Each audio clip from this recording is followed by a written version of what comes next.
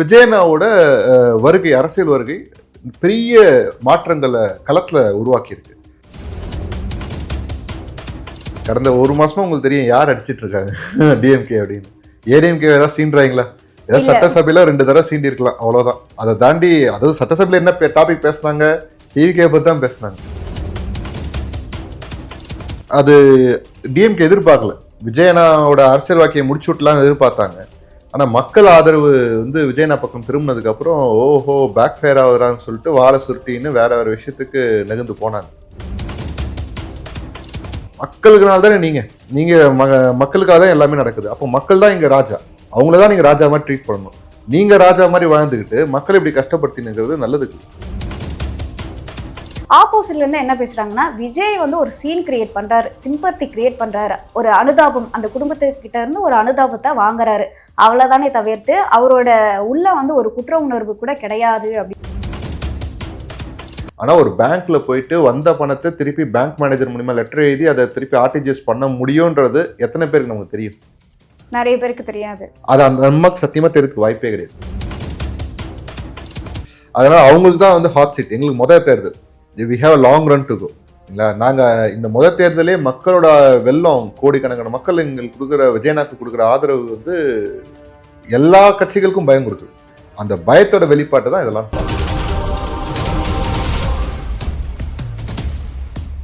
குக்க செய்தி நேயர்களுக்கு வணக்கம். நான் உங்க தீபிகா. இன்றைய நிகழ்ச்சியின் சிறப்பு விருந்தினர் தமிழ்நாடு இளைஞர் கட்சி லோகேஷ் அவர்கள். வணக்கம் சார். வணக்கம். நீண்ட நாள் பிறகு இணைஞ்சிருக்கீங்க, ரொம்பவே மகிழ்ச்சி சார். சார், முதல் கேள்வி என்ன அப்படின்னு பாத்தீங்கன்னா, பத்திரிகையாளர்கள்லாம் என்ன சொல்றாங்க அப்படின்னா, விஜய் அவர்கள் சொன்ன மாதிரி 2026ல ஒரு ஆட்சி மாற்றம் ஏற்படணும்னா விஜய் அவர்கள் அதிமுகவுடன் கூட்டணி வைக்கணும் அப்படின்னு சொல்றாங்க. இதை பத்தி உங்களோட கருத்து? இதுல அவங்களுக்கு என்ன லாபம்? அதாவது வெறும் டிஎம்கே ஏடிஎம்கே மட்டும்தான் ரூல் பண்ணணும் அப்படின்ட்டு ஏதாவது சட்டம் எழுதியிருக்கா? இல்லைன்னா இவங்களுக்குலாம் என்ன, இதெல்லாம் என்ன லாபம்? ஏன்னா 70-60 வருஷமா இந்த கட்சிகள் தான் ஆண்டுட்டு இருக்கு. சோ விஜய் அவர்கள் என்ன பண்ணிட்டாங்க? இப்போ பஸ்ல வரீங்களா, வண்டியில வரீங்களா? ட்ரெயின்ல வரேன் சார். ட்ரெயின்ல வரீங்க. ட்ரெயின்ல வரீங்க, நல்ல வேலை, பரவாயில்ல. ட்ரெயின்ல இறங்கி நடந்து வரீங்கல்ல, சேர் ஆகாம உங்க செருப்பு இன்னைக்கா வந்திருக்கீங்களா இந்த கடந்த ஒரு மாசத்துல? என்ன இப்போ 70 வருஷமா ஆண்டு என்ன பிரயோஜனம்? இது ரெகுலரா இருக்கிற பிரச்சனை. ஏதோ நேத்து தான் வந்த புது பிரச்சனைலாம் கிடையாது. நமக்கு புயல் வெள்ளம் வருதுன்ட்டு 10 வருஷமா நமக்கு தெரியும். 10 வருஷமா நம்ம என்ன கைட்டணும்? ஒன்றும் கைட்டல. அப்போ ஒரு மக்கள் எதிர்பார்க்கறது இன்னைக்கு நேற்று அவங்க எதிர்பார்க்கல. மக்களும் 90கள்ல இருந்தே எதிர்பார்க்குறாங்க அந்த மாற்றத்துக்காக. எம்ஜிஆர் ஐயா போனதுக்கு அப்புறம் கலைஞரும் ஜெயலலிதாமா அடிச்சுக்கிறத பார்த்துட்டு ஐயா இது என்ன வேற மாதிரி போகுதுன்னு அப்பயே மக்கள்லாம் மாற்றத்துக்காக பார்த்துட்டே இருந்தாங்க. சர்ச் பண்ணிட்டே இருக்காங்க. ஒவ்வொருத்தரா உள்ள வராங்க. வைகோ தனியா ஆரம்பிக்கிறாரு, அது ஒரு மாதிரி போகுது. அப்புறம் இவர் வராரு, விஜயகாந்த் ஐயா வராரு, அவர் ஒரு மாதிரி போகுது.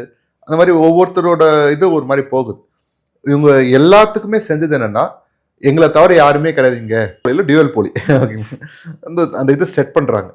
ரெண்டு பேருமே ஒரு தடவை அவங்க, ஒரு தடவை இவங்க அப்படின்ட்டு. இத பொண்ணு கொடுத்து பொண்ணு எடுப்பாங்க. கான்ட்ராக்ட்ல இவங்க ஆட்சியில் இருக்கும்போது அவங்களுக்கு கட்டிங் போகும். இந்த மாதிரி விஷயங்கள்லாம் அவங்களுக்குள்ள உள்ள இருக்கும். இல்ல புதுசா ஒருத்தன் வந்தானா எல்லாத்துக்கும் ஆப்பு வச்சிருவானன்ற ஒரு எண்ணம். அதனால ஒண்ணு நீ இருக்கணும், இல்ல நான் இருக்கணும். அந்த மென்டாலிட்டிக்குள்ள டிராவல் ஆகுறது. இன்னும் அந்த எக்ஸ்ட்ரீம் போகல. பட் அதுக்கு முன்னாடியே விஜயனாவோட வருகை, அரசியல் வருகை பெரிய மாற்றங்களை களத்துல உருவாக்கி இருக்கு. இப்போ விஜயகாந்த் ஐயாவை 2006ல இருந்தாலும் சரி, 2011 எதிர்கட்சி தலைவர் ஆனதுக்கு அப்புறம் தான் அவரை பத்தி பேச ஆரம்பிச்சாங்க டிஎம்கே. அது வரைக்கும் தொட கூட இல்லை. இன்னைக்கு நிலம் அப்படி கிடையாது. கடந்த ஒரு மாசமா உங்களுக்கு தெரியும் யார் அடிச்சிட்டு இருக்காங்க டிஎம்கே அப்படின்னு. ஏடிஎம்கே ஏதாவது சீன்றாங்களா? ஏதாவது சட்டசபையில 2 தடவை சீண்டி இருக்கலாம், அவ்வளவுதான். அதை தாண்டி அதுவும் சட்டசபையில என்ன டாபிக் பேசினாங்க? டிவிகே பத்தி தான் பேசினாங்க. முதலமைச்சரே டிவிகே தலைவரை பத்தி தப்பான கருத்து. இருந்தாலும் ஏடிஎம்கே பத்தியும் பேசித்தான் இருக்காங்க. எடப்பாடி அவர்கள் என்ன விஜய் காலில் போய் விழுந்துகிட்டு இருக்காரு, விஜய் கூட்டணிக்கு வரணும்னு ஏன் எக்ஸ்பெக்ட் பண்றாரு, அவங்க கூட்டத்துல என்னடனா தாவிக்கா கொடி எல்லாம் பறந்துகிட்டு இருக்கு அப்படின்ற மாதிரி பயங்கரமா பேசிட்டு இருந்தாங்களே. இதுதான் அது அப்பப்போ பண்ணுவாங்க. ஏன்னா அது அவங்க பாலிடிக்ஸ். அதுதான் சொல்றேன், அவங்க பாலிடிக்ஸ் அவங்க செஞ்சுக்கிட்டு தான் இருக்காங்க. அவங்க செய்யட்டும். இந்த பத்திரிகைகளுக்கு நான் என்ன சொல்றேன்னா, இத்தனை நாளா நீங்க உங்க மாறி மாறி ஒரு 5 வருஷம் ஆகட்டும், நாங்க புதுசா வந்தவங்க இன்னொரு இதெல்லாம் எதுக்கு இதெல்லாம் சொல்றீங்க? நாங்க இப்ப இவங்கெல்லாம் இப்போ முதலமைச்சர் இருக்காரு, இவர் முறை தானே முதலமைச்சரா இருக்காரு. ஏன்னா 100 வருஷம் முதலமைச்சரா இருந்தா ஆவறாரு கிடையாது. இது மாதிரி ஏன்னா அவர் வந்து அவங்க குடும்பமே ஒரு அரசியல் சார்ந்ததா இருக்காங்க. சோ அந்த விஷயங்கள்லாம் பார்த்து எப்படி பண்ணணும் அப்படின்ற ஒரு ஐடியா கரூர் சம்பவத்தை எப்படி பண்ணணும் அதெல்லாம கத்துட்டு வந்தாங்களா? டிவிகே மேலதான் பழி போடுறாங்க. நாங்க சொன்னோம், அவங்க கேட்கல. கோர்ட்டுக்கு போனா நாங்க என்ன பண்ண முடியும் அப்படின்னு சொல்லி கேக்குறாங்க. இது நம்ம கரூர் சம்பவத்தை பத்தி நிறைய பேசியிருப்பீங்க நீங்களும். திருப்பி அரசமாவே எல்லாம் அரைக்க வேணாம். அது ஒரு விஷயம் நடந்து போச்சு, அதை விட்டு கடந்து வரும். ஆனா நடந்த விஷயத்துக்கு அது டிஎம்கே எதிர்பார்க்கல. விஜயனாவோட அரசியல் வாக்கியை முடிச்சு விட்டுலாம் எதிர்பார்த்தாங்க. ஆனா மக்கள் ஆதரவு வந்து விஜயனா பக்கம் திரும்பினதுக்கு அப்புறம் ஓஹோ பேக் ஃபயர் ஆகுறான்னு சொல்லிட்டு வாழை சுருட்டின்னு வேற வேற விஷயத்துக்கு நெகுந்து போனாங்க. எண்ணூர்ல 10 பேர் இறந்தாங்க. இந்த கூத்தெல்லாம் இருக்கட்டும், இந்த மழைனால மட்டும் ஒரு 5 நாள்ல மட்டும் கிட்டத்தட்ட வந்து 31 பேர் இறந்துருக்காங்க. ஒரு 500 கேட்டில்ஸ்க்கு மேல இறந்துருக்கு. ஓகேங்களா? இது வந்து ஒரு சின்ன எக்ஸாம்பிள். இப்போ தலைமை குடும்பம் சேர்ந்த ஒரு காலேஜ், நாமக்கல்ல ஒரு காலேஜ், அது வந்து இந்த காவேரி ஹாஸ்பிட்டல் சேர்மன் நட்டேஷன் நினைக்கிறேன், அவரும் இதுதான் சேர்மன் நினைக்கிறேன். 400 மாணவர்கள் உணவு சாப்பிட்டு அது ஒவ்வொரு டிஎன் ஃபேக்ட் செக்ல என்ன சொல்றாங்க, 120 என்னமோ சொல்றாங்க. வெளியான நியூஸ் வருது 4 பேர் 5 பேர் இறந்துட்டாங்கன்னு சொல்றாங்க. ஒரு பக்கம் 18 பேர் இறந்துட்டாங்கன்னா சொல்றாங்க. எத்தனை பேர் இறந்தாங்கன்றதெல்லாம் நமக்கு தெரியல, டேட்டா தெரியல. கவர்மெண்ட் வெளியே விட்டாதானே தெரியறதுக்கு. என்ன பாயிண்ட் ஆஃப் வியூனா, ஒரு காலேஜ்ல சாப்பாடு பிரச்சனை இருக்குன்றது எல்லாருக்குமே இருக்கிற பிரச்சனை. ஓகேங்களா? ஒரு தண்ணி டேங்க்ல இருக்கிற தண்ணி அவ்வளவு மோசமா கண்டாமினேட் ஆயிருக்கு, அதை கூட பார்க்க மாட்டோம், சரி செய்ய மாட்டோம்னா என்ன மனநலம்? அது ரொம்ப ரொம்ப மோசமான நிலைமை. இது ஆட்சியாளர்களுக்கு தன்னை மிஞ்சி எதுவுமே கிடையாது, மற்றவங்களாம் அடிமைங்க, அந்த அந்த மாதிரி மென்டாலிட்டியில் இருக்கிறவங்க தான் இப்படி ட்ரீட் பண்ணுவாங்க மக்களை. மக்களுக்குனால தானே நீங்க மக்களுக்காக தான் எல்லாமே நடக்குது. அப்போ மக்கள் தான் இங்க ராஜா, அவங்களதான் நீங்க ராஜா மாதிரி ட்ரீட் பண்ணணும். நீங்க ராஜா மாதிரி வாழ்ந்துக்கிட்டு மக்களை இப்படி கஷ்டப்படுத்தினுங்கிறது நல்லதுக்கு. இதெல்லாம் தான் ஆட்சி மாற்றத்துக்கான அறிகுறி. ஆட்சி மாற்றம் உறுதி. இந்த வாட்டி டிவிகே vs டிஎம்கே தான். 2026 டிவிகே தான் ஆட்சி அமைக்கும். Okay sir. இப்போ சமீபத்துல விஜய் அவர்கள் வந்து அந்த உயிரிழந்த குடும்பத்தினரை வந்து நேர்ல வரவழைச்சு பார்த்துட்டு இருந்தாரு. ஸோ அவங்க சொல்றாங்க, இந்த மாதிரி விஜய் அவர்கள் வயசு வித்தியாசம் பார்க்காம காலில் விழுந்திருக்காரு, அவர் நிஜமாவே அதுக்கு வந்து வருத்தம் தெரிவிக்கிறாருன்னு ஆதரவு அவங்க பேசினாலுமே, ஆப்போசிட்ல இருந்து என்ன பேசுறாங்கன்னா, விஜய் வந்து ஒரு சீன் கிரியேட் பண்றாரு, சிம்பத்தி கிரியேட் பண்றாரு, ஒரு அனுதாபம், அந்த குடும்பத்துக்கிட்ட இருந்து ஒரு அனுதாபத்தை வாங்குறாரு, அவ்வளவுதானே தவிர்த்து அவரோட உள்ள வந்து ஒரு குற்ற உணர்வு கூட கிடையாது அப்படின்னு சொல்றாங்க. சொல்றவன் மனசு ஆனா ஒருமையிலே பேசலாம். இந்த மாதிரி பேசுறவனெல்லாம் தப்பே கிடையாது. அவர் பிரைவேட்டா பார்த்துட்டு அவங்க துக்கத்தை ஷேர் பண்ணிக்கிறாங்க. அதில் எத்தனை போயிட்டு பத்திரிகையாளர்லாம் இவங்க வீட்டுக்கு வந்ததுக்கப்புறம் மைக்கை நீட்டி கேட்குறாங்கன்னா, அதில் அவங்க பேசுறத வச்சு திருச்சி பேசுகிறாங்கன்னா இவங்கெல்லாம் என்னத்த சொல்கிறது? இவர் கேட்டாரா எனக்கு அனுதாபம் கொடுங்கன்ட்டு? அவங்களுக்குள்ளே இருக்குது, அவங்க குடும்பம் தத்தெடுத்துக்கிறாங்க, அவங்களுக்குள்ளே இருக்கிறது கொடுத்தல் வாங்கல் இருக்கும், 1008 விஷயம் இருக்கும். அதெல்லாம் வெளியே வரக்கூடாதுன்னு தான் ஒரு ஃபோட்டோ கூட எடுக்கல. இதில் வந்து நீங்கள் ஒரு கருத்தை சொல்லிட்டு அது என்ன அனுதாபமா கேட்குறீங்க? என்னங்க இதெல்லாம்? அதாவது ஒருத்தனை சிறுமப்படுத்தணும் அப்படின்னா வந்து டிஎம்கே கிட்ட வந்து ட்ரைனிங் எடுக்கணும் எல்லாரும். எப்படிலாம் வந்து கேரக்டர் அசாசினேட் பண்ணணும் அப்படின்னு. கருத்தியெல்லாம் எதையுமே மோத மாட்டாங்க. ஆனால் நாங்கள் கருத்தியான கட்சின்னு சொல்லுவாங்க. ஆனால் ஒருத்தனை அசாசினேட் பண்ணுறதுக்கு கருத்து எடுத்துன்னு வர மாட்டாங்க. தன்னோட பர்சனல் கேரக்டரை தான் அசாசினேட் பண்ணுவாங்க. அதுதான். ஏன்னா அங்க போய் சந்திக்கலாமே. ஒருத்தர் கூட வந்து 20 லட்சம் திருப்பி அனுப்பியிருந்தாங்களே, ஒரு பெண் வந்து எங்களை 41 பேர்ல ஒருத்தர் திருப்பி அனுப்பிச்சாங்க. அந்த பெண்மணி வீட்டுக்கு நானும் போயிருந்தோம். நாங்களும் கட்சி தாய்கா சார்பாகவும் போயிருந்தோம். அது ஊருக்கு வெளியே, கரூருக்கு வெளியே ஆல்மோஸ்ட் ஒரு ஹைவேஸ்லேருந்து லெஃப்ட் கட் பண்ணால் கொஞ்சம் தூரம் பொட்டல் காடாக இருக்கும், கொஞ்சம் தூரம் மண்டோடது. உள்ளே வந்து ரைட் எடுத்தால் ஒரு அந்த முட்டுச்சந்தில் அவங்க வீடு கடைசியில் இருக்குது. ஒரு குட்டி நாய் ஒன்று இருக்கும், க்யூட்டாக இருக்கும். அந்த பர்டிகுலர் பர்சன் மட்டும்தான் அந்த ஃபேமிலியில் ஏர்னிங் பர்சன். அவர் வந்து இந்த கான்ட்ராக்டில் டெய்லர் வேலைலாம் பார்த்துட்டு இருந்திருக்காரு. அவங்களுக்கு ஒரு வயசான அப்பா அம்மான்னு நினைக்கிறேன். அந்த ஒரு சிஸ்டர் இருக்காங்க, அந்த இறந்தவருக்கு ஒரு சிஸ்டர் இருக்காங்க. இவங்களாம் அந்த ஃபங்க்ஷனுக்கு போயிருக்காங்க. அன்னைக்கு நாங்கள் பார்க்கும்போதே அந்த அம்மாவோட ஸ்டாண்ட் வந்து டியோலாக இருந்தது. அதாவது ஒரு ஹஸ்பண்ட் இழந்திருக்காங்க, அதுக்கான அது எப்பவுமே இருக்கிறது இல்லைன்னா அவங்க எவ்வளோ ப்ரெஷர் அண்டர்கோ பண்ணுறாங்க தெரியாது. இப்போ ஒரு பெண்மணி கிட்ட, பெண்மணின்னு இல்லை, ஆனா கூட இருக்கா, இதில் வந்து ஜெண்டர் டிஃப்ரென்ஸ்லாம் வேண்டாம். ஒருத்தங்க எமோஷனலாக இருக்கும்போது நம்ம பேசக்கூடிய ஏதாவது ஒரு விஷயம் அவங்களை ட்ரிகர் பண்ணதுக்கான வாய்ப்பு அதிகம். அந்த மாதிரி ஏதோ ஒன்று நடந்து தான் அவங்க அதை பண்ணியிருக்காங்கன்னு நினைக்கிறேன். அதனால அவங்க திருப்பி அனுப்பிச்சதுனால நமக்கு வந்து கோவம்லாம் கிடையாது. அது அவங்க உரிமை, அவங்க சுயமரியாதையாக அவங்க நினைக்கிறாங்க, அதை செய்கிறாங்க. நம்ம அடுத்த தடவை எப்படியும் கரூர் போக தான் போகிறோம், கரூரில் எல்லாரையும் இப்போ மறுபடியும் பார்க்க தான் போகிறோம். அப்போ அவங்களுக்கு கண்டிப்பாக பார்த்து ஆறுதல் சொல்லி அவங்களுக்கு தேவையான விஷயத்த எல்லாத்தையும் சரி பண்ண தான் செய்யும். அவங்க வராதனால அவங்களுக்கு இன்சூரன்ஸ் போடாமையும் இல்லை, அவங்க ஃபேமிலிக்கு தேவையான விஷயம் செய்யாமையும் இல்லை, அது தனி. அவங்க அதை திருப்பி அனுப்பிச்சிருக்காங்க. என்ன கேட்டால் அந்த பெண்மணிக்கு வந்து அவ்வளவு நாலேஜபிள் பர்சன் நான் சொல்ல மாட்டேன். நாலேஜபிள் பர்சன்னா இந்த ஆங்கிளில் சொல்ல வரேன்னா அவங்களுக்கு படிப்பறிவுலாம் இருக்குது, அதுலலாம் எனக்கு மாற்று கருத்து இல்லை. ஆனால் ஒரு பேங்க்ல போயிட்டு வந்த பணத்தை திருப்பி பேங்க் மேனேஜர் மூலியமா லெட்டர் எழுதி அதை திருப்பி ஆர்டிஜிஎஸ் பண்ண முடியும்ன்றது எத்தனை பேருக்கு நமக்கு தெரியும்? நிறைய பேருக்கு தெரியாது. அது அந்த நமக்கு சத்தியமா தெரியறதுக்கு வாய்ப்பே கிடையாது. ஏன்னா நான் பேசியிருக்கேன், நேரடியாகவே பேசியிருக்கிறேன், வாய்ப்பே கிடையாது. நான் அவங்களுக்கு தப்பா சொல்லலை, இது காமன் மேனுக்கே தெரியாத விஷயங்கள். ஓகேங்களா? அது அதை அவங்க செஞ்சிருக்கிறாங்கன்னா அப்போ யாரோட இன்ஃப்ளூயன்ஸ் இருக்குன்னு தான் நான் பார்க்குறேன். What ever it may be. பின்னாடி வந்து ஏதாவது ஒரு கட்சிகள் இருக்கலாம். ஏதாவது ஒரு கட்சிலாம் கிடையாது, ஒரே கட்சி தான். அந்த கட்சி டிஎம்கே தான். அதுலலாம் மாற்று கருத்துலாம் யாருக்குமே இருக்க வேண்டாம். அதெல்லாம் ஏன்னா வந்து நம்ம அவதூறு பேசணும்லாம் அவசியம் கிடையாது, இருக்கிற உண்மையை தான் பேசுறோம். எல்லாருமே ஏன்னா வேற ஒரு விஷயம் வந்துச்சு. வேற ஒரு லேடி கூட சொன்னாங்க, வயசான அம்மா 30 லட்சம் கொடுக்குறேன்னு சொன்னாங்க போகாம இருக்கிறதுக்கு அப்படின்ற மாதிரிலாம் சொன்னாங்க. அது வெளியே வரதான் செய்யுது. இப்படி ஒரு நியூஸ் வந்து அப்படியே ஒரு நியூஸும் வருதானே செய்யுது. அதனால வந்து அந்த அம்மாவை நம்ம எதுவும் சொல்ல முடியாது. ஒரு எமோஷனா இருக்கிறாங்க, புருஷனை இழந்திருக்காங்க, அவங்களுக்கும் 1008 கஷ்டப்புகள் இருக்கும். அதனால கரூர் போகும்போது கண்டிப்பா அந்த அம்மாவை பார்ப்போம். இப்போ உயிரிழந்த குடும்பத்தினரை விஜய் அவர்கள் சந்திச்சுட்டாரு. அதுவே அடிபட்டிருக்கும் இல்லையா, அந்த மக்கள் எல்லாம் வந்து அதாவது கட்சி தலைவர் 2ஆம் கட்ட தலைவர்கள்லாம் போய் பார்த்துருக்காங்க. நாங்கள் இந்த மாதிரி அவர்கிட்ட பேசிட்டு உங்களுக்கு என்ன தேவையோ அதை வந்து நாங்கள் பண்ணுவோம்னு சொல்லி நம்பர்லாம் வாங்கிட்டு வந்திருக்காங்க போல. பட் ஆனால் அவங்க என்ன சொல்றாங்கன்னா இப்போ ஸோ அவங்களுக்குலாம் உதவி பண்ணிட்டாங்க, எங்களுக்கு எந்த ஒரு உதவியுமே வந்து பண்ணலை அப்படின்ற ஒரு விஷயத்த 20 லட்சம் கொடுக்க தெரிஞ்சவங்களுக்கு 2 லட்சம் கொடுக்க தெரியாதுங்களா? அதெல்லாம் மேட்டர், பணம் மேட்டர் கிடையாது.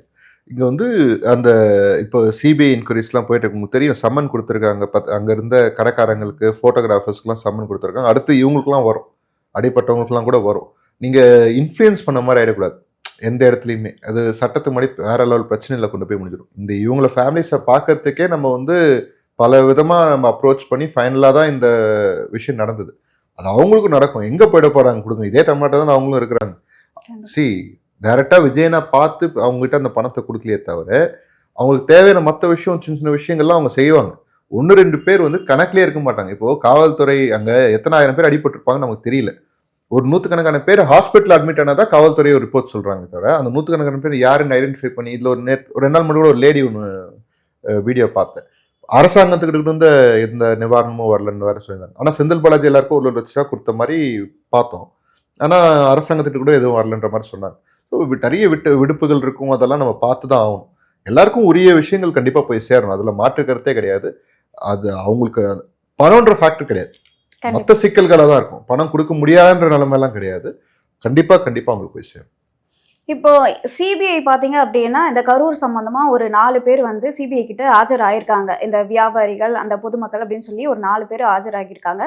ஸோ இந்த இப்போ வந்து விஜய் வந்து இவங்களை மீட் பண்ணது காரணமே இந்த மாதிரி சிபிஐ வந்து இவங்க கிட்டலாம் விசாரணை பண்ணுவாங்க, அப்போ ஒரு நல்ல விஷயத்த வந்து கிரியேட் பண்ணி அவங்க பேசணுன்றதுக்காகவே இந்த ஒரு சந்திப்பு. இல்லைங்க, இது காரணம் காட்டி தான் நிறைய தள்ளி போனதே. ஓகேங்களா? நாங்கள் வந்து இது மறுபடியும் ஐயோ கரூர் சம்பவத்துக்கே போகிற மாதிரி இருக்குது. நம்ம எவ்வளோ ட்ரை பண்ணோம்னு சொல்லும் போது நம்ம வந்து கிளீச்சேவாயிடுது. இந்த டே 1 அங்கேருந்து கலெக்ட் பண்ண எஸ்பிக்கு தெரியும் உண்மை என்னன்ட்டு. நாங்கள் எங்கெல்லாம் வெயிட் பண்ணோம் திருப்பி உள்ளே வரதுக்காக அப்படின்னு. நிர்வாகிகள் அங்கேயே இருந்ததும் அவங்களுக்கு தெரியும். இல்லைங்களா? விஜயனா ரிட்டர்ன் வந்ததுக்கப்புறம் கலெக்டர்கிட்ட ஹாஸ்பிட்டலில் போய் பார்க்கணுன்றதுக்காக பர்மிஷன் கேட்டதும் உண்டு. இங்கே வந்தீங்கன்னா லா அண்ட் ஆர்டர் பிரச்சனை வந்துன்னு சொன்னது அந்த கலெக்டருக்கு தெரியும். எங்கே அவங்கள நோன்னு சொல்லிட்டு ப்ரெஸ் பண்ண தைரியமாக அந்த கலெக்டர் அந்த எஸ்பி மட்டும் சொல்லுங்க பார்ப்போம் இல்லை அப்படின்ட்டு. இல்லை அது சொல்ல மாட்டாங்க. அதுக்கப்புறம் நம்ம we are seeking permissions in various way. 6ஆம் தேதி 7ஆம் தேதி ஒரு லெட்டர் அனுப்புகிறோம். ஓகேங்களா? லேட் ஆகுதுன்னு தெரிஞ்சுதான் 6ஆம் தேதி வீடியோ கால் பேசிட்டு அப்புறம் லீகலாக ப்ரொசீட் பண்ணுவோன்ட்டு டிஜிபிக்கு மெயில் அனுப்புகிறோம். அந்த மெயில் வெளியே லீக் ஆகுது. இல்லைங்களா? அந்த மெயிலுக்கு வெளியே லீக் ஆகுது. நாங்கள் என்னென்னலாம் கேள்வி கேட்டோன்றதெல்லாம் ஃபைன். இதுக்கு நீங்கள் அப்ரூவல் கொடுத்தீங்க இல்லை மறுக்கிறீங்க, ஏதோ ஒன்று வரணும்ல. எஸ் ஆர் நோன் பைனரியாக வரணும். 2மே வரல, நாங்கள் என்ன பண்ண முடியும்? இல்லை, அதுக்கப்புறம் நாங்கள் என்ன பண்ணுறோம், ஹோம் செக்ரட்டரிக்கு அனுப்புகிறோம். அப்புறம் யூனியன் ஹோம் மினிஸ்ட்ரிக்கு அதே மெயில் ஃபார்வர்ட் பண்ணுறோம். இங்கே 8ஆம் தேதி என்ன பண்ணுறோம், பாம்பு த்ரெட் வருது விஜயனா வீட்டுக்கு, வந்து எக்ஸா ஒய்யா ஜெட்டான்னு சொல்லிட்டு பிரிவு மாற்றணுன்ற மாதிரி ஏதோ ஒன்று பேசிட்டு குட்டையை கழிப்பிட்டு அவங்க போயிட்டாங்க அவங்க பங்குக்கு. அதை கேட்டால் இப்போ போலீஸ் கேட்டால் உங்களுக்கே பிரச்சனை இருக்குது, அதை கிளியர் பண்ணிட்டு வாங்கன்னு இப்படி ஒரு குத்தல். அப்புறம் பார்த்தா பையனை தீர்ப்பு வந்துடுது, சிபிஐ கைக்கு போயிடுது அப்படின்ட்டு. இப்போ இப்போ இந்த நீங்க சொன்னீங்களா சாட்சிய கலைப்பு இந்த மாதிரி விஷயங்கள் ப்ராப்ளம் அவங்க கிட்ட இருந்து நம்ம அப்ரூவல் வாங்கிட்டு தான் அது நடந்திருக்கு. இது எப்படியும் வந்து யாரையுமே அஃபெக்ட் பண்ணாம லா அபைடிங் சிட்டிசனா இருக்கணும்ன்றது தான் விஜயனோட எண்ணம். அதுபடி அவர் செய்யறாரு. ஓகே. இப்போ இன்னொரு விஷயம் என்ன அப்படின்னு பார்த்தீங்கன்னா, புசி ஆனந்த் அவர்கள் குடுக்கப்பட்ட பொறுப்புகள் வந்து விஜய் அவர்கள் இப்போ குறைச்சிருக்காரு. ஒரு புறம் வந்து அவருக்கு அதிக வேலை இருக்கிறதுனால அதை பிரிச்சு குடுத்திருப்பாரு அப்படின்னு சொல்றாங்க. இன்னொரு புறம் வந்து இந்த கரூர் சம்பவத்துல அவர் ஓடி ஒளிஞ்சதுனால அவருக்கு மேல இருக்க நம்பிக்கை விஜய்க்கு குறைஞ்சிருக்கு. அதனால தான் இந்த மாதிரி அவர் பண்ணியிருக்காருன்னு ஓடிலாம் சொல்றாங்க. ஒன்றும் ஒளியில துக்கத்துல இருந்தார். அவர் வீட்டுல இருந்தார். அவர் எங்க இருந்தாருன்னு போலீஸுக்கு தெரியும். ஓகேங்களா? அவர் அரெஸ்ட் பண்ணாம விட்டதுக்கு காரணம் மேபி விஜய் நான் வீடியோவில் வந்து கையை கத்தாந்த என் மேலே வைங்கன்னு சொன்னதுக்கான. ஏன்னா அதுக்கு முன்னாடி வந்து வேட்டைகள் ஆடின்னு இருந்தாங்க. இப்போ தாவேக்கா சார்பாக யார் மீடியாவில் பேசினாலும் அரெஸ்ட் பண்ணி போட்டுட்டு இருந்தாங்க. உங்களுக்கு ஞாபகம் இருக்கும்னு நினைக்கிறேன். ஆமா. விஜய் அது பேசினதுக்கு அப்புறம் தான் இட் ஸ்டாப். அந்த அந்த வெறி அந்த பழி வாங்குற உணர்ச்சி தான் இருந்தது. அதனால தான் அதை சொன்னார் அந்த வார்த்தையை. அவர் துக்கம் முடிஞ்சதுக்கு அப்புறம் அவர் வெளியே வந்தார், மக்களை பார்த்தாரு, எல்லாத்தையுமே அவரோட வேலையை அவர் பார்த்துட்டு இருக்காரு. இப்போ ஒரு நிர்வாக குழுன்னு ஒன்று ஃபார்ம் பண்ணியிருக்காங்க. ஏன்னா முன்னாடி வந்து நீங்க சொல்றீங்க எல்லாருமே குற்றம் இருக்கிற மாதிரி 2ஆம் கட்ட தலைவர்கள் இந்த மாதிரி குற்றம் இருக்குன்னா, இந்த நிர்வாக குழுவில் வந்து எல்லாருமே இருக்கிறாங்க. மாநில லெவலில் இருக்கிறவங்க இருக்காங்க, மண்டல லெவலில் இருக்கவங்களும் இருக்காங்க, மாவட்ட லெவலில் இருக்காங்க, உறுப்பினர்களும் இருக்கிறாங்க. ஸோ இது பல்வேறுபட்ட பீப்புள் இருக்கும்போது ஒரு விஷயத்த முடிவு பண்றாங்கன்னா அது எப்படி எக்ஸிக்யூட் பண்ணுறது வரைக்கும் top to bottom work out பண்ண முடியும். இன்னும் கொஞ்சம் நிறைய இன்ஃபார்ம்டு சோர்சஸா மூலியமா செயல்படுத்த முடியுன்றதுனால ஒரு டீம் ஃபார்ம் பண்ணியிருக்காங்க. அதனால அவருக்கு இருந்த பவரை குறைச்சிட்டாங்கன்னா அப்படிலாம் இப்போ அதுல போடும்போது அவரோட பேர் தானே பொதுச் செயலாளர் இருந்தது. இல்ல பொதுச் செயலாளர் நீக்கிறோம்னு சொல்லிட்டு வந்தது கிடையாது. அப்படிலாம் கிடையாது. எல்லாம் பாக்குற பெர்செப்ஷன் தான். இது இதுதானே எதிர்பார்த்து நிறைய பேர் இதுதானே சொல்லியிருந்தாங்க. நடக்குதே, அதுக்கு பாராட்டலாம்ல. அதை விட்டுட்டு அவருக்கு குறைச்சிட்டாங்க. அதை அப்படி பாக்குறதுன்னா அது எப்படி வேணாலும் பார்க்கலாமே. அப்புறம் இப்போ நிர்மல் குமார் வந்து சொல்லியிருந்தாரு இந்த மாதிரி அதிமுகவுடன் கூட்டணி கிடையாது. அவர் அப்படி சொல்லல. எங்களோட நிலைப்பாடை நாங்க தொடருதுன்னு தான் சொன்னோம். அந்த மாதிரி வந்து சொல்லியிருந்தாரு. ஆனா விஜய் அவர்கள் வந்து இதை அறிவிக்கல. விஜய் அவர்கள் அப்போ அதிமுகவுடன் கூட்டணி வைக்கிறதுக்கு தான் மேபி வைக்கிறதுக்கான வாய்ப்புகள் கூட இருக்குன்னு சொல்றாங்க. நாங்க ஆரம்பத்துல சொன்னது எங்களோட கொள்கை எதிரி பாஜக, அரசியல் எதிரி டிஎம்கே. இதுல எங்களுக்கு மாற்றமே கிடையாது. போன செயற்குழு கூட்டத்திலையும் என்ன முடிவு எடுத்தோம்னா விஜயனை தான் சிஎம் கேண்டிடேட், அவர் தான் கூட்டணி இறுதி செய்வார். இதுல மாற்று கருத்தும் கிடையாது. எங்க தலைமையில கூட்டணி விஜயனை தான் சிஎம் கேண்டிடேட்ன்றப்போ அதுக்கு யார் ஏத்துட்டு உள்ள வராங்களோ அவங்களுக்கு ஆட்சியிலையும் பங்கு தருவோம், அதிகாரத்திலையும் பங்கு தருவோன்றது தான் எப்பவுமே இருக்கிற ஸ்டாண்டு. அது நடக்கட்டும். ஓகேங்களா? அதுதான் ஸ்டாண்டு. அதெல்லாம் மூவ் ஆயிட்டு இருக்கும். அதிமுக வராங்கன்னா அவங்க ஜூனியர் பார்ட்னராக வருவாங்க. பிராக்டிகலா பேசுறேன். அது ஆக்சுவலா அவங்க ஸ்ட்ரென்த் அதுவா இருந்தாலும் இந்த எலெக்ஷனுக்கு அது வரமாட்டாங்க. அவங்க ஈகோ அடிக்கும். ஆண்ட கட்சி ஆண்ட பரம்பரைன்ற மென்டாலிட்டியில் இருப்பாங்க. ஏன்னா 30 வருஷம் ஆண்டுட்டோம். இந்த வாட்டி அவங்க ஆட்சிக்கு வரலாம், அவங்க நிலைமை என்னவான்னு அவங்க எல்லாருக்கும் தெரியும். ஓகேங்களா? அதனால அவங்களுக்கு தான் வந்து ஹாட் சீட். எங்களுக்கு முதல் தேர்தல். We have long run to go. நாங்க இந்த முதல் தேர்தலே மக்களோட வெள்ளம், கோடிக்கணக்கான மக்கள் எங்களுக்கு கொடுக்குற விஜயனாக்கு கொடுக்குற ஆதரவு வந்து எல்லா கட்சிகளுக்கும் பயம் கொடுக்குது. அந்த பயத்தோட வெளிப்பாட்டை தான் இதெல்லாம் பார்க்குறேன். ஓகே. இன்னொரு முக்கியமான விஷயம் என்ன அப்படின்னு பார்த்தீங்கன்னா, அதாவது விஜய் அவர்கள் 1 மாதம் கழிச்சு இந்த விவசாயத்தை பற்றி பேசியிருந்தார். நெல்மணிகளை வந்து நீங்கள் கண்டுக்கல, மழையில் நனைஞ்சு போச்சு அப்படின்னு சொல்லும் போது திமுக சார்பாக ஒரு குரல் வந்து கொடுக்குறாங்க. என்ன அப்படின்னா, விவசாயத்தை பற்றியே தெரியாதவங்க விவசாயத்தை பற்றி அறிக்கை விடுறாங்களா? என்ன தெரியும் விவசாயத்தை பற்றி விஜய்க்குன்னு பேசுகிறாரு அப்படின்னு சொல்றாங்க. மழை வந்தது, ஃபோட்டோ ஷூட் பண்ணிட்டு இருந்தாங்க சென்னையில். ஒருத்தர் டிஷர்ட்லாம் போட்டுன்னு ரூமில் அங்கங்கே வெளியே போய் கை காட்டிக்கிட்டு இப்படிலாம் பண்ணின்னு ஃபோட்டோ ஷூட் பண்ணியிருந்தாரு. அது விவசாயம் பண்ணுற இடமா? அது இல்லை. உங்களுக்கு மெட்ராஸ் ஓட்டு மட்டும் காப்பாற்றினா போதுமா? ஊரில் போய் அங்கே இருக்க ஓட்டை காப்பாற்ற வேண்டியது தானே. இங்கே கெட்டால் களத்தில் இருக்கிறோம். நீங்களே என்ன களத்தில் இருக்கிறீங்க? மெட்ராஸில் தான் இருக்கிறீங்க, சேஃபாக தான் இருக்கிறீங்க. அங்கே போய் பாருங்கள் நிலைமை எப்படி இருக்குதுன்ட்டு. 2 விஷயம் மேடம். விவசாயத்தை பற்றி எங்களுக்கு தெரியாதுன்னு சொல்கிறாங்களே. இதுக்கு எனக்கு தெரிஞ்சதை ஒருத்தர் ஃபோட்டோ ஷூட் பண்ணியிருந்தார்ல, அவருக்கு தெரியாது. நான் சொல்கிறேன் என்ன பிரச்சனை. 2.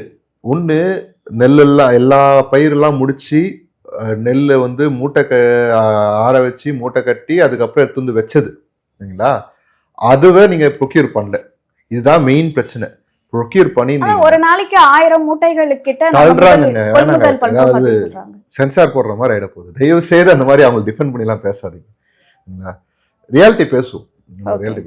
பஞ்சாப்ல 87 லட்சம் மெட்ரிக் டன் ஒரு வருஷத்துக்கு அவன் நாட்டில் அவன் ப்ரொடியூஸ் பண்றான். நம்ம அதுல பாதி கூட கிடையாது. அவனோட எவ்வளவு பெரிய ஸ்டேட் நம்ம கண்டிப்பா. ஓகேங்களா? காவேரி ஓடுது, இது ஓடுது, அது ஓடுது. டெல்டா பகுதி திமுக என்ன சொல்லுதுன்னா, நாங்க வந்து ட்ரையா இருக்க நெல் மூட்டைகள மட்டும் தான் எங்களால வாங்கி வைக்க முடியும். லைட்டா ஈரமா இருந்தாலும் அது வாங்கி எங்களால பாதுகாக்க முடியாது. உங்ககிட்ட பாதுகாத்து இடமே இல்லையே, அதான பிரச்சனை. 4.5 40 வருஷமா குடோன் என்ன கூட டாஷ் கட்டி பண்ணிட்டு கொடுத்ததா இருந்தீங்கன்னு கேக்குறோம். சொல்றாங்க. இதுல வந்து தொகுதிக்கு வந்து மினி ஸ்டேடியம் கட்டுறீங்க. அந்த ஸ்டேடியத்துக்கு ஒரு ஷெட் போட்டு கட்டினா நெல் மூட்டை வைக்கலாங்க. ஒரு தரையை ஒண்ணு போட்டு மேல ஷெட் போட்டு தான் நெல் மூட்டை வைக்கலாம். ஓகேங்களா? அதான் 40 குடோன்கள் வந்து கட்டி கொடுத்ததா சொல்றாங்களே. 40 பத்திரம். சரி, ஒரு பேச்சுக்கு சொல்றேன்.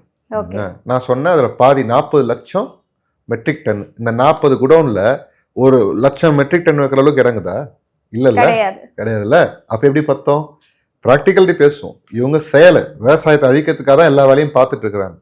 உண்மையிலே அக்கறை இருந்தா அங்கதானே போயிருந்திருக்கணும். கேட்டா நிறைய விளைச்சல் வந்துருச்சு, எதிர்பார்க்காத அளவுல விளைஞ்சிருச்சு, அதனால வைக்கிறதுக்கு இடம் ஐயோ, பத்தல. இதெல்லாம் சொல்றதுக்கு அவங்களுக்கு வெக்கமே இல்லைங்களா? என்னங்க அரசாங்கம் நடத்துறாங்க? விவசாயம் எப்படிங்க, விளைச்சல் எப்படிங்க எதிர்பார்க்காம நடக்கும்? பயிர் வச்சாதாங்க 3 மாசம் அவங்க பயிர் வச்சு விளையறதுக்கு. அது எப்படிங்க தெரியாம நடக்கும்? ஓவர் நைட்டு நேத்து நைட்டு திடீர்னு வந்து முயற்சி மூட்டையா வந்துட்டு என்ன? இல்ல, அவங்க அந்த காரணத்தை தான் சொல்றாங்க. விளைச்சல் அப்போ அதிகமா தெரிஞ்சா யாருக்கு இருக்கும்போது விவசாயத்தை பத்தி தெரியலன்னு தெரியுதுங்களா? கண்டிப்பா அப்ப திமுக அரசுக்கு விவசாயத்தை பத்தி தெரியல. கண்டிப்பா தெரியல. இதுல இன்னொரு பியூட்டி என்னன்னா, இந்த தண்ணி வந்து பயிர்ல எல்லாம் தண்ணி தேங்கணும். இந்த நெல் பயிர்ல தண்ணி இருக்கணும். தண்ணி இருந்தாதான் அது நெல் உயரும். ஓகேங்களா? அந்த பழைய ஔவையார் கதை இருக்கிற அளவுக்கு நெல் இப்ப இல்ல. இப்ப டெக்னாலஜி நிறைய மாதிரி ஹைபிரிட் ஆகி போச்சு. பட் நெல் பயிருக்கு நிறைய தண்ணி வேணும். அதுதான் எப்பவுமே. அதனால டெல்டா பகுதியில் அவ்வளவு செழிப்பா வளருது. ஓகேங்களா? இங்க ஹைட் டிஃபரன்சஸ்ல வைப்பாங்க. ஓகேங்களா? நிலம் வந்து ஹைட் டிஃபரன்ஸ் இருக்கும். ஹையஸ்ட்ல இருந்து ஃபில் ஆகி அப்படியே படிப்படியா இறங்கி இறங்கி இறங்கி லோயஸ்ட்ல இருக்கிறது போகும். இங்க ஒரு ஊர்ல ரெண்டுமே இருக்கு. இவங்க மொத்தத்துக்குமே தான் வந்து கால்குலேட் பண்ணுவாங்க. எதுக்கு நிவாரணம் கொடுக்குறோம், அது கொடுக்குறோம், மொத்தமா டெஸ்ட்ராய் ஆயிடுச்சுன்ட்டு. ஆக்சுவலா மேல இருக்கிற கிராப் தப்பிச்சிருக்கும். கீழே இருக்கிறவன் தான் ரொம்ப அடிபட்டிருப்பான். அவனுக்கு மொத்தமே அழிஞ்சிருக்கும். அவனுக்கும் 30% கொடுப்பேன், இவனுக்கும் 30% கொடுப்பேன்.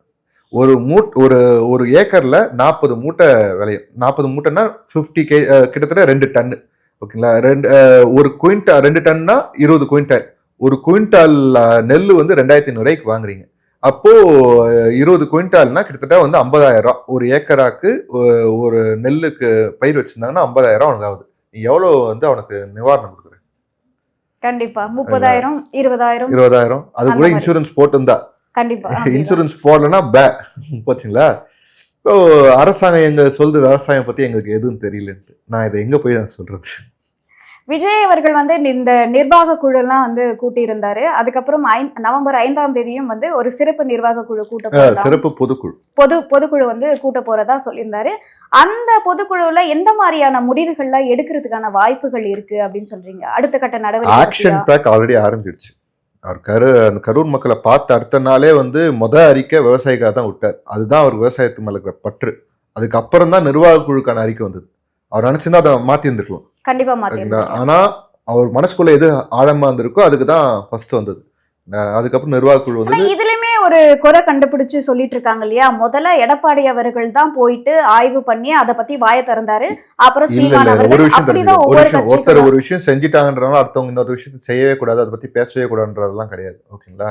இப்போ எல்லாரும் தானே சோறு தின்றோம்.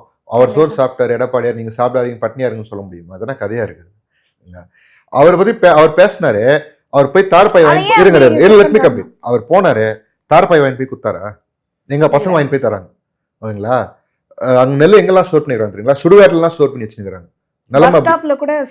ஆமா, நாங்க எங்க கட்சிக்காரங்க தார்பாய் தாய்க்காவும் சரி தாவேக்காவும் சரி தார்பாய் வாங்கி போய் தராங்க.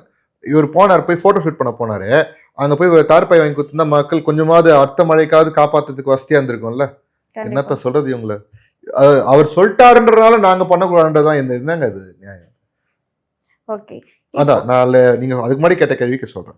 ஸோ ஆக்ஷன் பேக் தான் ஆரம்பிச்சு. நேற்று தேவர் பெருமகனுக்கு நடந்ததா இருக்கட்டும், போயிட்டு அதுலயும் ஒரு விமர்சனம் முன் வச்சிருக்கீங்க. என்ன விஜய் அவர்கள் வீட்டுல வச்சு மரியாதை செலுத்திக்கிட்டு இருக்காரு. அவர் வீட்டுல வச்சு பண்ண இப்ப என்ன ஆயிப்போச்சு பிரச்சனை? அதனால இல்ல, எல்லா அரசியல் கட்சி தலைவர்களும் அந்த முதலமைச்சர்ல இருந்து, ஏன்னா எலெக்ஷன் வருது இல்லையா, எல்லாரும் போய் நிக்கதான் செய்வாங்க. அதுக்காக நாங்க பண்ணல. நாங்க எப்பவுமே எப்படி இருப்போமோ அப்படிதான் இருக்கிறோம். ஓகேங்களா? போன வருஷம் எங்க போட்டாரு முதலமைச்சர்? சென்னையில நந்தன் போட்டாரு. இந்த வருஷம் நந்தன் போட வேண்டியது. ஏன் இந்த வருஷம் மட்டும் அங்க போய் எலெக்ஷனுக்காக தான் இப்ப அந்த பொன் விழாவில் எல்லா கட்சி தலைவர்களும் கலந்துக்கிறாங்க அப்படின்னு சொல்றீங்க. தெரியுது இல்ல? அதுக்கப்புறம் நான் என்ன பண்ண முடியும்? நாங்க எப்பவும் எப்படி இருக்குமோ அப்படியேதான் இருக்கிறோம். ஓகேங்களா? போன வருஷமும் போட்டாரு, இந்த வருஷமும் போடுறாரு. மாலை அவரு எப்பவும் எல்லா தலைவர்களும் அப்படிதானுங்க பண்றாரு. இது என்ன புதுசா? ஒரு சில பேர் தலைவர்களுக்கு ஒரு தடவை வந்து பெரியார் திடலுக்கே போய் போட்டாரு. அது வருஷம் போட்டாரு. அது பர்மிஷன் வாங்காம போயிட்டாரு. சட்டன் அந்த மாதிரி பண்ணக்கூடாது அப்படின்னு இன்ஃபார்ம் பண்ணிட்டு போகணும். அஃப்கோர்ஸ் அன்னைக்கு பொதுவாக ஒரு தலைவர் பிறந்த நாள்னா அந்த மாலை செலுத்தணும் ஒரு சிலைக்கு அப்படின்னா போலீஸ் கிட்ட சொல்லிட்டு தான் பண்ணணும். பட் அவர் சொல்லலை. நீங்க சொன்னீங்கல்ல சொல்லாம போலாம் அப்படின்னு நிறைய அந்த மாதிரி ஒரு நடந்தது. அதுக்கப்புறம் தான் பண்ணாரு, அவர் ஆஃபீஸ்ல போயிட்டு அவர் சிலையே வச்சு நீங்க தானே வரக்கூடாது சொல்லி நானே வச்சு பண்ணிக்கிறேன்னு சொல்லிட்டு போய் போட்டுக்கிட்டாரு. அவ்வளவுதான். இப்போ டிஎம்கேவுடைய கூட்டணியில் இருக்க தலைவர்களே வந்து அதாவது இந்த ஏடிஎம்கே டிஎம்கே அப்படின்ற ஒரு விஷயத்த மாற்றி இப்போ டிஎம்கே வெஸ் டிவிகே அப்படின்ற மாறக்கூடிய கலசூழல் உருவாகிருச்சு அப்படின்னு சொல்லி பேசுகிறாங்க. ஸோ இந்த கல நிலவரத்தை பார்க்கும்போது உங்களுக்கு எப்படி இருக்கு? நம்ம ஆரம்பத்தில் சொன்னதெல்லாம் உண்மைன்னு தெரியுது. ஓகேங்களா? எல்லாருக்கும் தெரியும். ஏன்னா ஜனம் வந்து யாரோட இருக்கிறாங்க, மக்கள் யாரோட இருக்கிறாங்க அப்படின்ட்டு. ஓகேங்களா? மக்களுக்கு இந்த ஆட்சியாளர்கள் பண்ற அட்டூழியத்தெல்லாம் பார்க்குறாங்க இல்லையா? ஒரு வெறுப்பு தானா உள்ள வரும். ஓகேங்களா? ஸோ இன்னைக்கு ரூலிங் பார்ட்டியா இருக்கிற டிஎம்கே எதிர்த்து தான் யாரா இருந்தாலும் ஃபைட் பண்ணி ஆகணும். இங்க ஆப்போசிட் சைடில் ஃபைட் பண்ணது யார் அப்படின்னா டிவிகேவா தான் இருக்கு. அதனால தான் அந்த கலாம் மக்கள் மத்தியில் மாற ஆரம்பிக்குது. அதை ரிஃப்ளெக்ட் பண்றாங்க அரசியல் தலைவர்கள், ஓப்பனா சொல்றாங்க. ஆனால் இந்த கருத்து கணிப்பாக இருக்கட்டும், மூத்த பத்திரிகையாளர்கள், அரசியல் விமர்சகர்கள் எல்லாருமே வந்து இப்போ வரைக்குமே வந்து டிஎம்கே தான் ஜெயிக்க வாய்ப்பு இருக்கு அப்படின்ற மாதிரி வந்து சொல்றாங்க. அவங்க சொல்லட்டும், 1000 சொல்லட்டும். ஏன்னா வந்து வாங்கின காசுக்கு ஏதாவது சொல்லணும், அதனால சொல்றாங்க. இந்த கருத்து கணிப்பு எப்பவுமே ஹாஃப் பேக்டு குக்கீஸ். யார் கருத்து யாரை வந்து எடுக்கிறாங்களோ அதுக்கேற்ற மாதிரி வந்து அவங்களுக்கு ஏற்ற மாதிரி குக் பண்ணிப்பாங்க டேட்டாவை. ஓகேங்களா? அதை பற்றிலாம் நம்ம கவலை பண்ணணுன்ற அவசியம் கிடையாது. அவங்க உண்மையிலே எடுத்து டேட்டா அவங்களுக்கு வந்திருக்கும். அந்த டேட்டால என்ன ரிசல்ட் இருக்குன்னு அவங்களுக்கும் தெரியும். அதனால தான் இந்த பதற்றம், இந்த பிரச்சனை, இந்த பயம்லாம். இல்லை டேட்டா இல்லாமல் இருந்திருந்தா பிரச்சனையே கிடையாது. டேட்டா இருக்கு. தாவேகா வந்து ஃபார்முலல் ஃபோர்ஸாக இருக்குன்றது டேட்டா காட்டுது அவங்களுக்கு. அதனால அப்படி பேசுறாங்க. இப்போ பொதுவாகவே எல்லாருக்கும் ஒரு கேள்வி என்னன்னா, இந்த ரசிகர் வந்து வாக்கா மாறாது, கூட்டம் வந்து ஓட்டா மாறாது. வேணும்னா ஒரு 10% ஓட்டு வாங்கலாம், 15% இவங்க யாருங்க அதை முடிவு பண்றதுக்கு? இவங்க போய் சர்வே எடுத்துட்டு வந்தாங்களா? பூத்துக்கு 10 பேரை போயிட்டு சர்வே எடுத்துட்டு வந்தாங்களா? அப்போ வேணா ஒத்துக்கங்க. ஏன்னா எல்லாருமே கேட்குறாங்க இந்த மாதிரி இவங்க எப்படி வந்து எல்லா தொகுதிகளும் ஆட்களை நிக்க வைக்க முடியும்? இன்னும் வந்து யாரு நிக்க வைக்க போறாங்க? வேட்பாளர்கள் அறிவிக்கல, யாரும் டிஎம்கே அனௌன்ஸ் பண்ணிட்டாங்களா? ஏடிஎம்கே அனௌன்ஸ் பண்ணிட்டாங்களா? அவங்க வந்து ஒரு எக்ஸ்பீரியன்ஸான கட்சி, உடனே வந்து அவங்களால இது பண்ண இல்ல. என்ன எக்ஸ்பீரியன்ஸான கட்சி எனக்கு புரியல. இப்போ எக்ஸ்பீரியன்ஸ்னா எந்த ஆங்கிள் சொல்லலாம் தெரியுங்களா? ஊழல் பண்ணுறதுல, மக்களை வந்து தினம் கஷ்டப்படுத்துறதுல, விலைவாசி ஏற்றி வருதுல, இந்த மாதிரி விஷயத்துலாம் எக்ஸ்பீரியன்ஸ் தான். எலெக்ஷன் இருங்க லெட் மீ கம்ப்ளீட். இந்த எலெக்ஷன் வரும்போது எலெக்ஷனுக்கு நிறைய பணம் செலவு பண்ணணும், மக்கள்கிட்ட பணம் கொடுத்து ஓட்டை வாங்கணும். இந்த மாதிரி இருக்கிற மனநன்மையில எக்ஸ்பீரியன்ஸான கட்சி. நேர்மையா எலெக்ஷனை எப்ப சந்திச்சாங்க? அவங்களுக்கு அந்த அனுபவம் இருக்குதா? ஃபர்ஸ்ட் அந்த கேள்வி, அவங்க முதல்ல அந்த அனுபவம் இருக்குதா? இவங்க யாருக்கா அந்த அனுபவம் இருக்குதா நேர்மையா சந்திக்கிறதுக்கு? இல்ல. அப்ப எல்லாருமே ஒண்ணுதான். நீங்க அவங்க நேர்மையா சந்திக்கலன்னு சொல்றாங்க. அவங்க ஒவ்வொரு தேர்தலையும் நாங்க ரொம்பவே நேர்மையான வழியில சந்திச்சுட்டு இருக்கோம் அப்படின்னு டிஎம்கே சொல்றாங்க. அவங்களே ஒத்துக்க மாட்டாங்க. நீங்க வேறங்க, நீங்க தான் சொல்லலாம், அவங்களே சொல்ல மாட்டாங்க. ஓகேங்களா? அதாவது 11 மணிக்கு நாங்க ஆட்சி அமைச்சோம், 11:05 நீங்க மணல் எல்லாம் சொல்ற கூட்டம் தான் அது. எல்லாருக்கும் 1000 ரூபா வந்துச்சான்னு சொல்லிட்டு ஃபேர் அண்ட் லவ்லி வாங்கினேன்னு கலாய்க்கிற கூட்டம் தான் அது. நம்ம சும்மா வெளியே அந்த பிம்பத்தை கிரியேட் பண்றது, மற்றபடிலாம் ஒன்றும் கிடையாது. நீங்க அதனால அவங்கள இதை பத்தி மேடம், தேர்தல் நேரத்துல யார் கையிலையும் கண்ட்ரோல் கிடையாது, எலெக்ஷன் கமிஷன் கையில தான் கண்ட்ரோல். அதனால அதை பத்தி நம்ம கவலைப்பட வேண்டிய அவசியமே கிடையாது.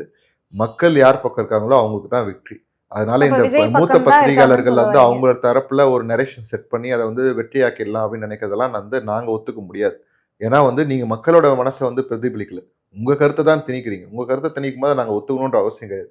நீங்க கருத்தை கேட்கும் போதே ஆமா என் மனசுக்கு சொல்லிட்டான்ற மாதிரி வந்தா ஓகே, அது வரலையே சார். ஆனா நீங்க பேசுறது எல்லாமே விஜய்க்கு தான் சப்போர்ட் இருக்கா மாதிரியே பேசிட்டீங்க. ஆனா சீமான் அவர்கள் ஒருத்தர் இருக்காரு, ஆல்ரெடி வந்து 8% ஓட்டு வாங்கின ஒரு மனுஷன் இருக்காரு.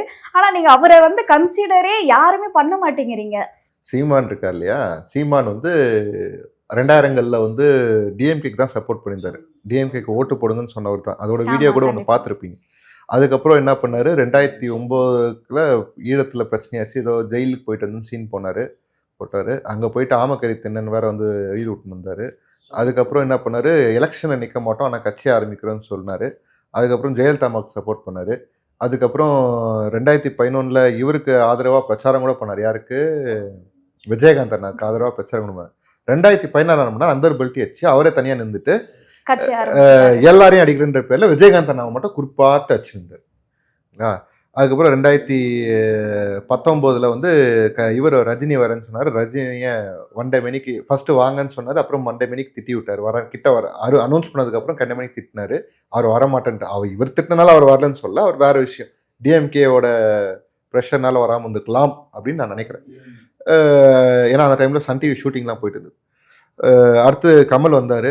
வாங்கன்னு சொல்லிட்டு மக்கள் நீதி மய்யம் ஆஃபீஸ்லாம் போயிட்டு சால்வை போட்டு வந்தார். அப்புறம் மறுபடியும் திட்ட ஆரம்பிச்சார். கமலை திட்ட ஆரம்பிச்சார். அதுக்கப்புறம் அதுக்கப்புறம் விஜயண்ணா வரணும்னு சொல்லிட்டு இருந்தார். இன்னைக்கு விஜயண்ணாவை திட்டிருந்தாரு. 2024 வரணும்னு சொல்லிட்டு விஜயண்ணா மைக் எடுக்கட்டுமான்ட்டு ஓட்டல என் தம்பி சொல்லிட்டான், எல்லாருக்கும் பதவி போச்சுன்னு சொல்லிட்டு 8% வாங்கி நீங்க ரெஜிஸ்டர் பார்ட்டி ரெகக்னைஸ் பார்ட்டியா ஆயிட்டீங்க. கண்டிப்பா நன்றி இருக்கணும்ல? இருக்கணும், கண்டிப்பா அது இருக்கும். இல்லையே. அப்ப நன்றி இல்லாதவங்க என்ன சொல்றது? அவ்வளவுதான் அவருக்கான பதில். ஓகே, உங்களோட நேரத்தை ஒதுக்கி பல்வேறு கேள்விக்கு விளக்கம் அளிச்சிருக்கீங்க, அதற்கு நன்றி. நன்றி. குக்கு செய்தி நேயர்களுக்கு மிக்க நன்றி. குக்கு செய்தி நேயர்களுக்கு மிக்க நன்றி. கிட்டத்தட்ட 59,000 சப்ஸ்கிரைபர் தாண்டி போயிட்டு இருக்கும். இதே போல தொடர்ந்து உங்களுடைய ஆதரவை அளிக்கவும். அது மட்டும் இல்லாம லைக் பண்ணுங்க, ஷேர் பண்ணுங்க, சப்ஸ்கிரைப் பண்ணுங்க.